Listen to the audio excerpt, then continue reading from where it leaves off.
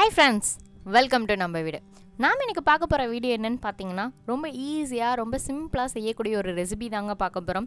சொல்லப்போனால் இது எல்லாருக்குமே ரொம்பவும் பிடிச்சது, எல்லாருமே இதை டேஸ்ட் பார்த்துருப்போன்னு சொல்லலாங்க. ஸோ அப்படிப்பட்ட ஒரு ரெசிபி தாங்க பார்க்க போகிறோம். அது வேறு ஒன்றும் இல்லைங்க, ரோட்டு காளான் தாங்க. இது எனக்கும் ரொம்பவே பிடிக்கும். இதனுடைய டேஸ்ட்டும் ரொம்பவே நல்லாயிருக்கும். இது ரொம்ப ஈஸியாக ரொம்ப சிம்பிளாக நம்ம வீட்டிலே எப்படி செய்கிறது தாங்க பார்க்க போகிறோம். ரோட்டு காளான் வந்து ரோட்டு கடையில் பார்த்தீங்கன்னா வெறும் முட்டைக்கோஸில் மட்டும்தாங்க செய்கிறாங்க. ஸோ அது எப்படி செய்கிறதுன்னு நம்ம வீடியோக்குள்ளே போய் தெரிஞ்சுக்கலாம். வாங்க வீடியோக்குள்ளே போகலாம். நான் இன்றைக்கி முட்டைக்கோஸ் எடுத்துருக்கேங்க. இது 200 கிராம் இருக்கும். இது நல்லா பொடியாக நறுக்கி வச்சுருக்கேன். காளான் கிடைச்சா காளானையும் நீங்கள் இது கூட ஆட் பண்ணிக்கலாம். எனக்கு காளான் கிடைக்கலைங்க, ஸோ முட்டைக்கோஸ் மட்டும் எடுத்துருக்கேங்க. இப்போ இது கூட 3/4 கப் அளவுக்கு மைதா மாவு ஆட் பண்ணியிருக்கேங்க. இது கூட அரை கப் அளவுக்கு சோள மாவு, கார்ன்ஃப்ளவர் மாவு இருக்குது பார்த்தீங்களா, அதை வந்து ஒரு அரை கப் அளவுக்கு இது கூட ஆட் பண்ணிக்கிறேங்க. இது கூட முட்டைக்கோஸு, மைதா மாவு, சோள மாவுங்க. இது கூட காரத்துக்கு தகுந்த வரமிளகாய் தூள், கரம் மசாலா, இஞ்சி பூண்டு விழுது தேவையான அளவு, உப்பு தேவையான அளவுங்க. இது கூட ஃபுட் கலர் வந்து கொஞ்சமாக ஆட் பண்ணிக்கிறேங்க.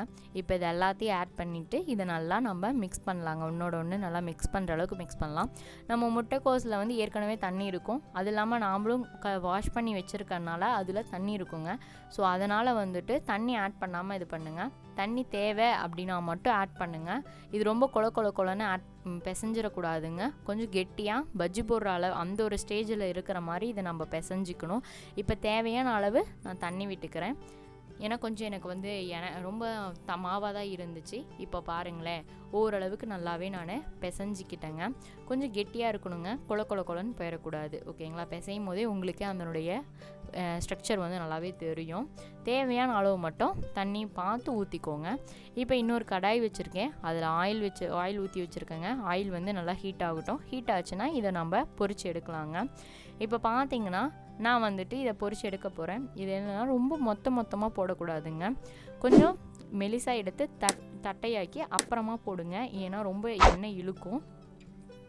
ரொம்ப மொத்தமாக போட்டிங்கன்னா எல்லா ஆயிலுமே எடுத்துருங்க. ஸோ அதனால் கொஞ்சம் சின்னதாக தட்டையாக போடுங்க.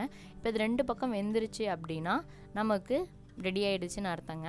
ப்ரௌன் கலரில் இப்போ போட்டதுலேருந்து இன்னும் அடுத்த கொஞ்சம் கலர் வந்து இதுலேருந்து சேஞ்ச் ஆகும். அது வரைக்கும் இது வந்து நல்லா எண்ணெயில் இருக்கட்டுங்க.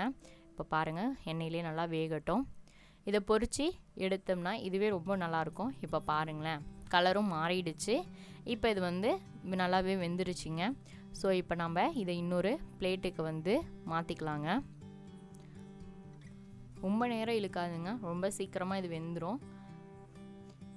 இப்போ பாருங்கள், நான் இதை வந்துட்டு எண்ணெய் நல்லா வடிச்சிட்டு நான் இன்னொரு பிளேட்டுக்கு வந்துட்டு இதை மாற்றிக்கிறேங்க. அவ்வளோதாங்க. இந்த மாதிரி மீதி இருக்கிற மாவையும் நம்ம போட்டுக்கலாம். இப்போ மீதி இருக்கிறதையும் இந்த மாதிரி சின்னதாக கொஞ்சம் சைஸ் வந்து சின்னதாக இந்த மாதிரி தட்டை பண்ணி போடுங்க. மைதா மாவுங்கிறனால கையில் ஒட்டுங்க. ஸோ பார்த்து கேர்ஃபுல்லாக போடுங்க, இல்லைன்னா எண்ணெயை வந்து நம்ம கையில் பட்டுரும். கொதிக்கிற எண்ணெய்னாலும் ரொம்ப ஹீட்டாகவும் இருக்கும், நம்ம கை வந்து புண்ணாயிரும். ஸோ பார்த்து போடணும். ஏன்னா மைதா மாவுங்கனால பிசுன்னு நம்ம கையில் வந்து ஒட்டுங்க. ஸோ கேர்ஃபுல்லாக போடுங்க. இப்போ இந்த மாதிரி நான் எல்லா மாவையும் இதில் வந்து போட்டுட்டேன். இப்போ இது 2 பக்கம் வெந்துருச்சு அப்படின்னா நமக்கு வந்து ரெடி ஆயிருங்க. அவ்வளோதான். இப்போ பாருங்கள், 2 பக்கமும் நல்லா வேகுது. கலர் வந்து சேஞ்ச் ஆகிட்டே வருதுங்க. இப்போ நம்ம இதை வந்து எடுத்துடலாம். இப்போ இது நல்லா வெந்துருச்சு. நான் அடுப்பு ஆஃப் பண்ணிட்டேங்க. அடுப்பு ஆஃப் பண்ணிவிட்டு இதை வந்துட்டு நான் பிளேட்டுக்கு வந்து மாற்றுறேன். அவ்வளோதாங்க. இப்போ பாருங்கள், நமக்கு ரெடி ஆகிடுச்சு. இதுவே வந்து ரொம்ப டேஸ்ட்டாக இருக்கும், சாப்பிட்றதுக்கு மொறுன்னு.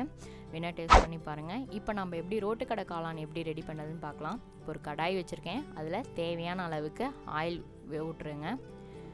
ஆயில் விட்டுட்டு ஆயில் ஹீட் ஆனதுக்கப்புறம் இதில் ஒரு பெரிய வெங்காயம் நல்லா பொடியாக நறுக்கி வச்சுருக்கேன். அந்த பெரிய வெங்காயத்தையும் இதில் ஆட் பண்ணிட்டேங்க. இப்போ ஆட் பண்ணிவிட்டு இதை நல்லா வதக்கிறேன். இப்போ பெரிய வெங்காயம் நல்லா வதங்கட்டும். இப்போ இது கூட ஒரு பச்சை மிளகாய், ஒரு கொத்து கறிவேப்பிலைங்க, இதையும் போட்டுட்டு இதையும் நம்ம நல்லா வதக்கிக்கலாங்க. இப்போ இது கூட வந்து இஞ்சி பூண்டு பேஸ்ட்டு தேவையான அளவு. ஏற்கனவே நம்ம அந்த இதில் முட்டைக்கோஸ் மாவுலையும் வந்து இஞ்சி பூண்டு பேஸ்ட்டு போட்டோம். ஸோ இதில் வந்து கொஞ்சமாக போடுங்க, அதிகமாக தேவையில்லை. தேவையான அளவு பார்த்து போட்டுக்கோங்க. இப்போ இந்த இஞ்சி பூண்டு பேஸ்ட்டோட ஸ்மெல் வந்து போகிற வரைக்கும் இது பண்ணணும்.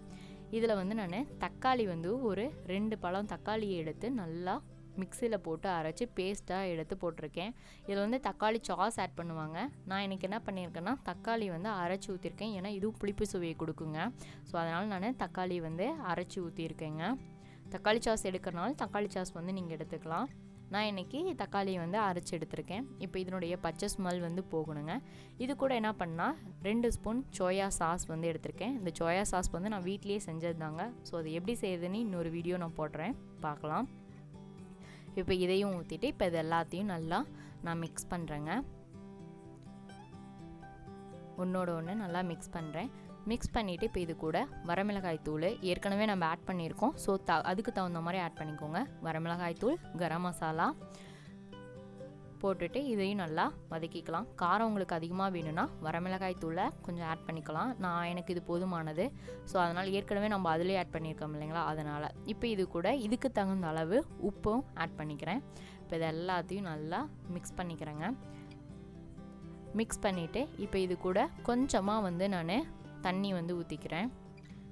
இப்போ இதெல்லாமே வந்து அந்த மசாலா எல்லாமே வந்துட்டு அந்த பச்சை ஸ்மெல் போகிற வரைக்கும் இது வந்து ஒரு கொதி வரணுங்க. அதனால் வந்து நான் கொஞ்சமாக வந்து நான் இதில் தண்ணி ஊற்றிக்கிறேன். தண்ணி ஊற்றிட்டு இது வந்து ஒரு 5 நிமிஷம் ஆகுங்க. கொதிக்கிட்டோம்.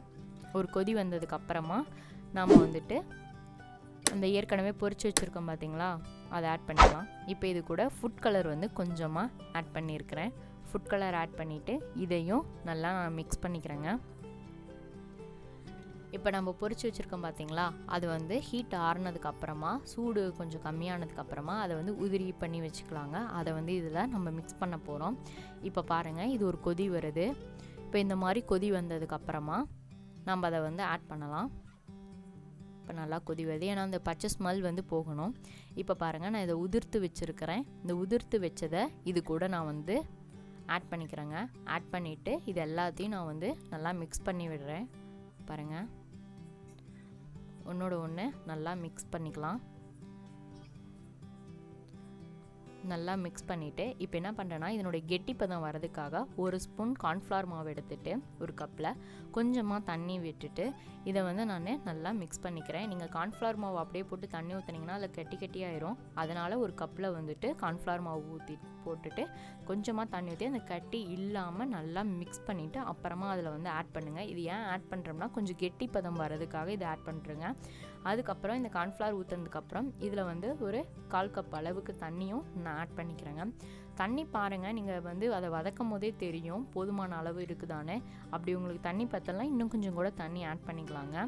இப்போ இது கொஞ்சம் போதுமானதாக இருக்குது. இப்போ இது எல்லாத்தையும் நான் வந்துட்டு நல்லா ஒன்றோட ஒன்று நான் நல்லா மிக்ஸ் பண்ணி விட்டுறேன். இது தண்ணி பத்தலை அப்படின்னா நீங்கள் இன்னும் கொஞ்சமாக தண்ணி ஊற்றிக்கோங்க. அதுக்கு நான் அதிகமாக ஊற்றிடக்கூடாது. பார்த்து அதனுடைய அளவு தெரிஞ்சு அதுக்கு தகுந்த மாதிரி ஆட் பண்ணிக்கோங்க. இப்போ இது எல்லாத்தையும் மிக்ஸ் பண்ணிட்டேன். இப்போ போதும். இது ஒரு 5 நிமிஷம் இருந்துச்சுன்னா நமக்கு ரெடி ஆயிருங்க. இப்போ இது பாருங்கள், இது 5 நிமிஷம் கழிச்சு அந்த கொலன்னு அதனுடைய கன்சிஸ்டண்ட்டுக்கு வந்துருச்சு. இந்த கார்ன்ஃப்ளவர் ஆட் பண்ணுறதுனால அந்த ஒரு கெட்டிப்பதம் வந்து வந்துருங்க. கொலங்கிற ஸ்டேஜுக்கு வந்துடும். இப்போ பாருங்கள், இது இன்னொரு கப்புக்கு வந்து நான் மாற்றுறேன். ரொம்பவும் கலரும் வந்து ரொம்ப செம்மையாக இருக்குது. பார்க்கவும் ரொம்ப அருமையாக இருக்குதுங்க. அவ்வளோதாங்க, நம்மளுடைய ரோட்டு கடை காளான் எப்படி ரெடி ஆகிடுச்சு பார்த்தீங்களா. இப்போ இதில் வந்துட்டு ரொம்ப சாஃப்ட்னஸாக தாங்க இருக்கும். அந்த பொரிச்சது எல்லாமே வந்து சாஃப்ட்னஸாக தான் இருக்கும். ரொம்பவும் நல்லா இருக்குதுங்க, பார்க்கவும் அருமையாக இருக்குது.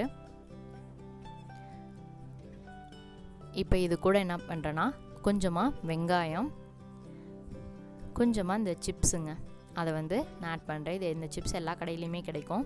இது கொஞ்சமாக இந்த சிப்ஸ். அவ்வளோதாங்க, நம்மளுடைய ரோட்டு கடை காளான் வந்து ரெடிங்க. ஸோ எப்படி இருக்குன்னு டேஸ்ட் பண்ணி பாருங்கள், நீங்களும் செஞ்சு பாருங்கள். ஓகே ஃப்ரெண்ட்ஸ், இந்த வீடியோ உங்களுக்கு பிடிச்சிருந்தால் லைக் பண்ணுங்கள், ஷேர் பண்ணுங்கள், கமெண்ட் பண்ணுங்கள். இது வரைக்கும் நீங்கள் இந்த சேனலை சப்ஸ்கிரைப் பண்ணலைன்னா சப்ஸ்கிரைப் பண்ணிக்கோங்க. கூடவே ஒரு பெல் ஐக்கானையும் ப்ரெஸ் பண்ணிக்கோங்க. மேலும் ஒரு நல்ல வீடியோவுடன் சந்திக்கிறேன். நன்றி, வணக்கம்.